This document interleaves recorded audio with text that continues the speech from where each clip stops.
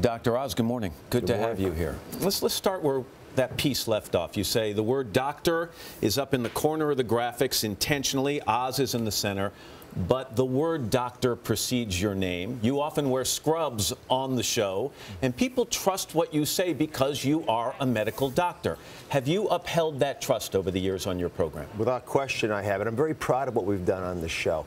The reality, Matt, is it's much broader than a medical lecture series. People don't want to sit there and be hounded about information that's irrelevant to their lives. At least they may perceive it's irrelevant. It's about celebrating life and getting to them where they live. But do you think when a doctor becomes the host of a television show that he or she deserves a certain leeway and can do and say things on the air that perhaps you wouldn't do or say in private practice?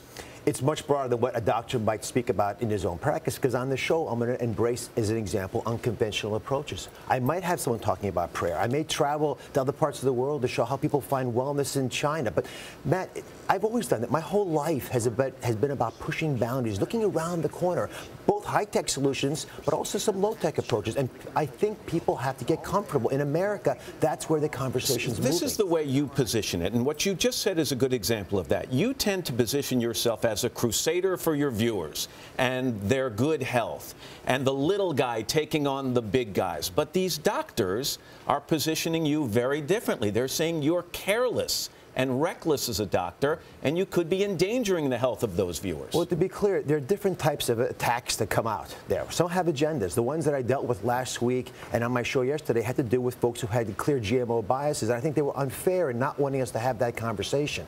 The ones that my colleagues said yesterday, listen, I'm very proud to have that kind of feedback. But here's the reality, Matt. When I talk about hardcore medical issues, which I do, I mean, it is a medical show in that I do cover those topics, but it's much broader than that.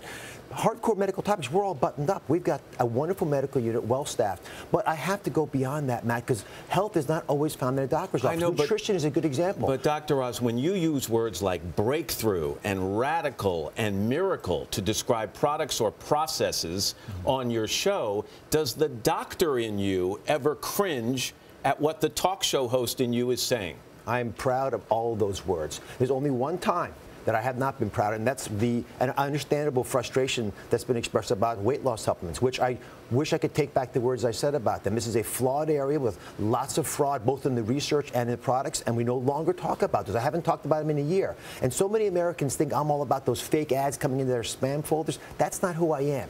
What I'm trying to do is help people understand their bodies better so they can become the world expert on those bodies. So when they go to talk to their doctor, and this is important, Matt, that conversation is supported. It's not supposed to be hindered. I hear from viewers and doctors all the time about how we have helped make that conversation easier for them, because there are themes in America that we don't associate with health that are fundamental to us. As a good example, the nutrients we put in our body. That has to be a forefront of the conversation on my show. Going back to this criticism coming now from your fellow faculty members at Columbia, here's a quote from what they said. Quote, "Many of us are spending a significant amount of our clinical time debunking Ozisms regarding metabolism game changers.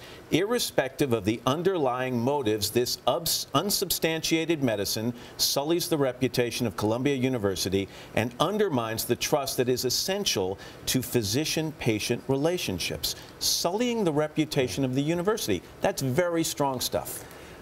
It's actually, I'm appreciative that they also in that same letter applauded so many of the things that we do. Matt, you're not going to please everyone. That's not my goal. My job is to help America understand the opportunity towards health. There are going to be times when I'm going to discuss topics where we just don't have all the information yet. Other times we're going to be extraordinarily targeted because we have a truly new breakthrough on health.